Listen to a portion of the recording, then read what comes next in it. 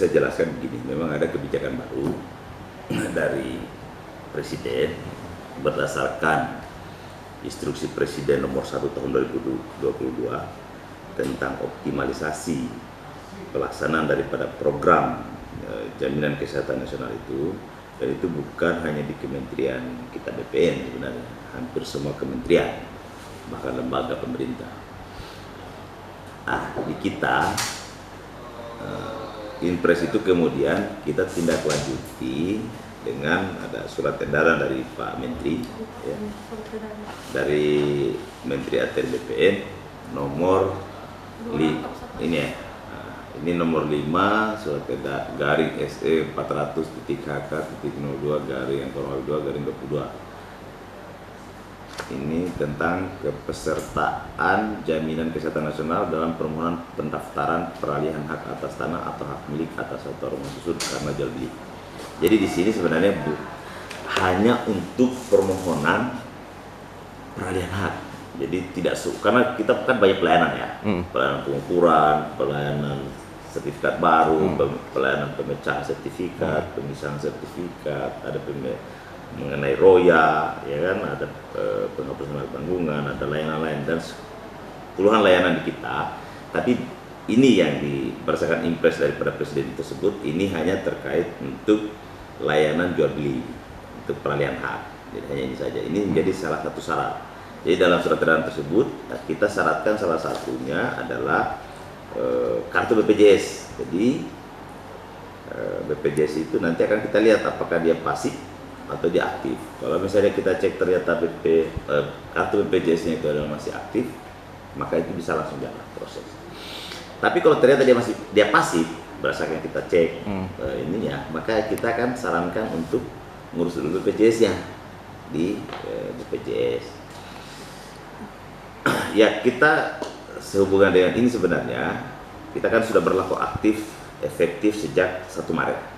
Sejak hari ini ya, hari ini 1 Maret, ini sudah berlaku efektif. Dan kita sudah berkoordinasi dengan pihak BPJS, dan pihak BPJS juga sangat komunikasi kita sangat cair, sangat bagus, sehingga ya mereka juga dalam rangka, karena ini awal-awal bagi kami, mereka sampai menempatkan anggotanya di kantor. Jadi mereka menempatkan anggotanya di kantor dalam rangka mengawal dulu pelayanan ini. Mengawal pelayanan, nanti mungkin kita akan, mungkin 1 minggu kemudian atau 2 minggu kemudian kita coba ini, ya sudah bisa jalan kita, sudah normal pelayanan, boleh kita. Jadi seperti itulah katanya, karena mungkin di kita, layanan kita peralihan hak ini juga tidak terlalu banyak, sehingga ya menurut saya belum saatnya juga dibutuhkan untuk mungkin saya buat ada satu ruang di sini kita siapkan untuk BPJS misalnya. Kalau padat bolehlah itu kita lakukan, karena pelayanan ini kan jasa, kita harus pastikan bahwa pelayanan masyarakat terhadap peralihan hak ini tidak boleh terganggu hanya gara-gara BPJS ini. Itu harus kita pastikan, oleh karena itu kita koordinasi terus dengan BPJS anggota kembali. Itu yang bisa saya sampaikan. Ya, menjadi wajib syarat BPJS itu. Menjadi wajib sejak 1 Maret. Sejak hari ini ya, sudah berlaku efektif ya. Dan kita di dalam sistem juga pelayanan kita kan kita menggunakan KKP. KKP itu semua serba online, dan itu sudah masuk salah satu item persyaratan di dalam proses itu adalah salah satunya adalah BPJS. Itu sudah masuk dia. Jadi tugas kita bersama ya, pemerintah, media dan lain sebagainya. Karena dalam instruksi Presiden tersebut itu hampir semua kementerian, hampir semua lembaga yang namanya ada pelayanan, pasti di situ ada persyaratan BPJS. Ya saya kira teman-teman juga sudah tahu kan, mengurusi misalnya, mau ngurus KTP misalnya, mau ngurus apa ya. Artinya apa? Ini sebenarnya hanya memang ya di pertanahan ya. Ini baru satu item kan dari sekian layanan. Ya mungkin tidak menutup kemungkinan mungkin akan bertambah, tapi setidaknya ini kan mungkin baru langkah awal ya. Tapi udah apapun ini, karena ini sudah menjadi program pemerintah, saya yakin wajib kita dukung ya.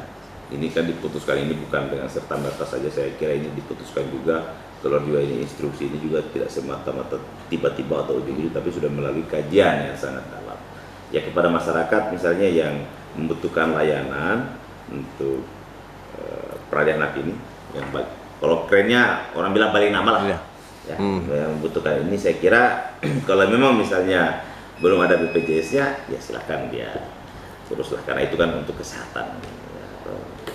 Yang jelas ada juga yang bertanya, ini kita ke pertanian kan bukan mau ngurus tanah, bukan mau ngurus sehat, gitu. Tapi kita mau ngurus tapi kan antara tanah juga dengan kesehatan itu saya kira sangat berhubungan.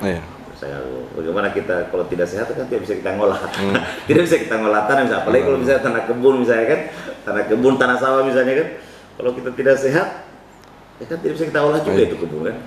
Terus buat apa you beli misalnya kalau tidak sehat kan? Tapi itu kan terlalu jauh lah. Setidaknya ini